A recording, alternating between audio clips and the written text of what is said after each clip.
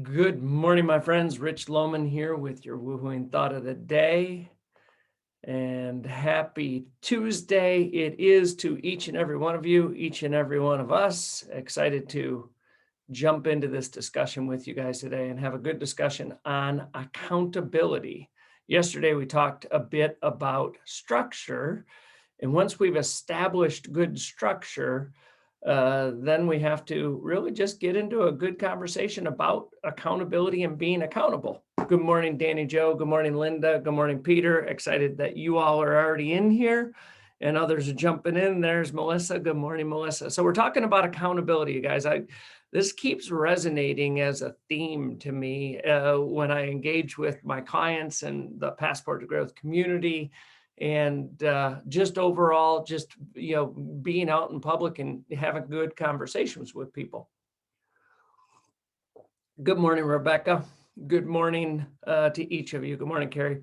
Accountability. Bill Bullard said, you guys are gonna, this might be a sting, a punch, or something that resonates with you. But Bill Bullard said, opinion is really the lowest form of human knowledge. It requires no accountability, no understanding. The highest form of knowledge is empathy, for it requires us to suspend our egos and live in another's world. It requires profound purpose, larger than the self kind of understanding. Bill Bullard said that again. I'll read that again because I want it to really resonate. Opinion is the lowest form of human knowledge. We got a lot of people with opinions out there these days that don't have any of the profound knowledge that they're talking about. Second thing, it requires no accountability, no understanding. So nobody's holding people accountable to the words and actions. Nobody's holding people accountable to their understanding of a topic. The highest form of knowledge is empathy. Nobody's really saying, hey, why don't you soften yourself and figure out how to be a little bit more empathetic? Because it requires us to suspend our egos, and social media is an ego mechanism. It's an ego driving machine, as I see it. And when we suspend our ego, we can live in another's world, really wear their shoes, slow down, ask them questions. Honestly, what we're trying to do is grow our influence. And that's why Dave Rudine and I are doing the influence webinar. You guys should sign up for that. That's this Thursday, even if you can't make it because it's at noon Eastern time, we'll send you the recording. But we're talking about influence here. It requires profound purpose, larger than the self kind of understanding. It requires more understanding than my own understanding of who I am and everything else. So what I did was I put together 7 steps to how to grow more accountable. I want us to grow in our accountability to our words, our thoughts, our opinions, our actions. The first thing is, as we've said, and I think it was said yesterday by none other than Peter Stippen, know your why. That's a reoccurring theme, and I know that people, this know your why thing, know your purpose thing. If there's only 3 types of people, the people that are confused about their purpose in life, and they just drift around. They're the people that are frustrated because they know their purpose, but they don't take the action. And then there's the people that are fulfilled, because those are the people that will get on in this world and do the things that they know they need to do because they have structure and stability and self-discipline.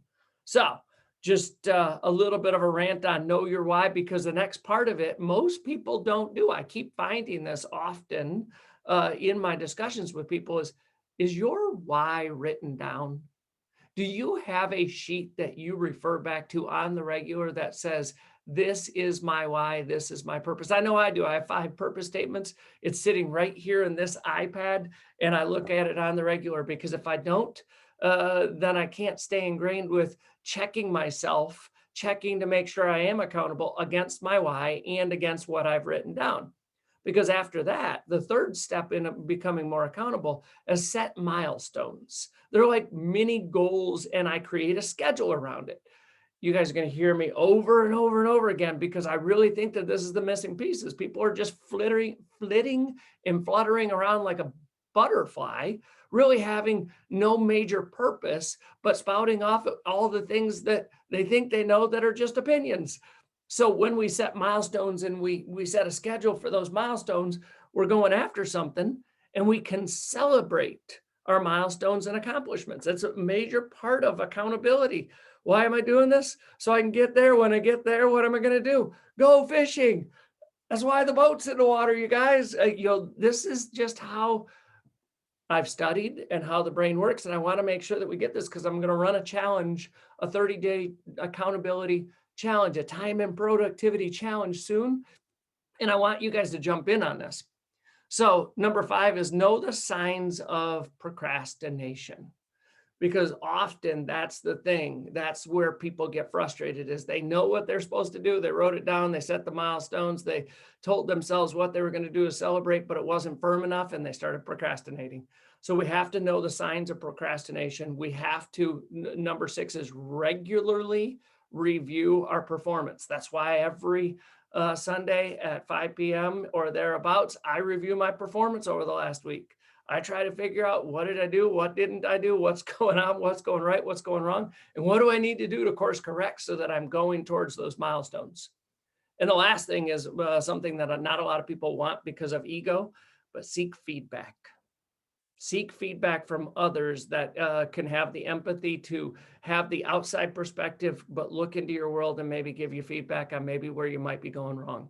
So that's 7 steps of accountability. I hope that resonates with you. I'll post them below, and I want you to figure out, which step are you on? Which step have you not fulfilled or mastered yet in this?